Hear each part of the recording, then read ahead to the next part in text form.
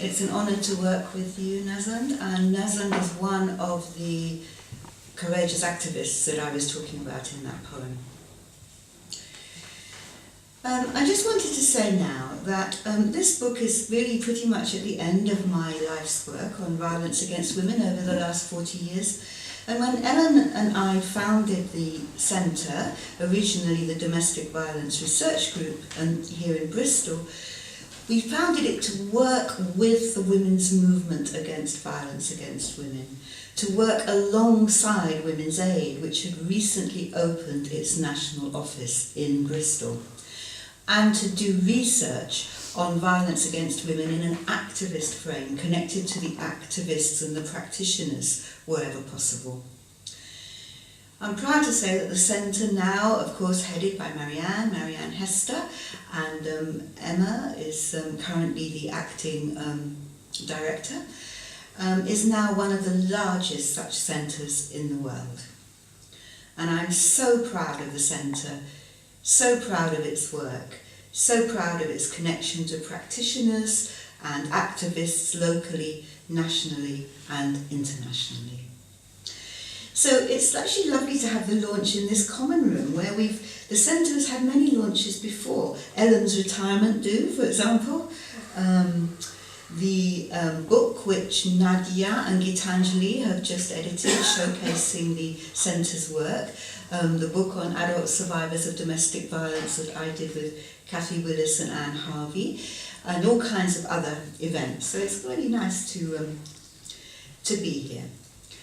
So I want you to celebrate today not only this book, but also our long-standing work together, and to celebrate some of the other long-term members of the Violence Against Women movement, of Women's Aid, and other local practitioners on domestic violence in the city, who for so long and with such dedication have fought to make the world safer for women and children.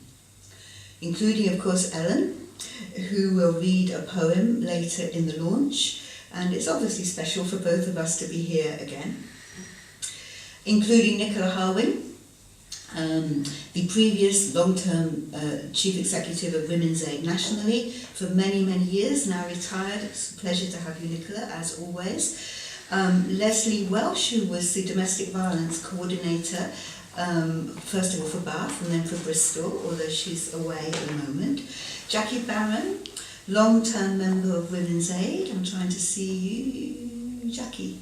Oh, Jackie, long-term member of Women's Aid and for a long time the National Research Officer in Women's Aid nationally.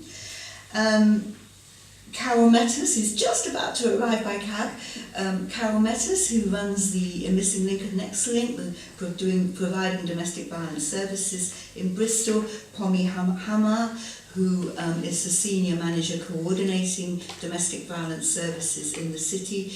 Many of you wonderful practitioners, Jackie Bevington and others. I wanted also to mention Maureen Marsh, who sends her apologies, but is a very senior activist and has been around for so long, particularly working at Barnardo's on domestic violence. So I just wanted to celebrate everybody. All of us have worked so hard in this city and so hard in this region, and of course so hard in the world, to combat domestic and other forms of abuse of women. So I wanted to say congratulations to us all. Some of us are getting long in the tooth, so we're getting towards the end of our life's contribution, but I wanted to honour all of us, really. It's been a great journey as we combat the abuse of women, and it will go on being so. The very first words in my book, this book, are from the wonderful Calendar of the Days, a calendar of human history by the great Eduardo Galeano. If you don't know his work on Latin America, do check it out. I had the privilege of learning from his work during the preparation of this book, and he tragically died in April. There's a lovely obituary to him here, and I've left copies of it on the desk there that you may take with you if you wish when you go. But he starts the book, and I start the poetry book, with a quote which is an ancient Mayan interpretation of humanity from the Yucatan in Mexico. And they, the days, made us, and thus we were born, the children of the days, the discoverers, life's searchers. And it was in the spirit of those words that I produced this book, and perhaps in that spirit that we can all live our lives. Perhaps also in that spirit. The next poem is from South Africa, where I had the great privilege of working with a unique project for mental health survivors and domestic violence survivors, Agape in Mamelodi Township, which is near Pretoria. There's a view of part of Mamelodi. Now, this project for mental health survivors and domestic violence survivors is run by inspirational activists, and it's a progressive and visionary project, and it's trying to consciously build a new humanity. A version of this tribute poem was presented as a gift to Agape after the visit described here. It actually mentioned my son, which a few of you here will know, Kieran. It's called At Agape.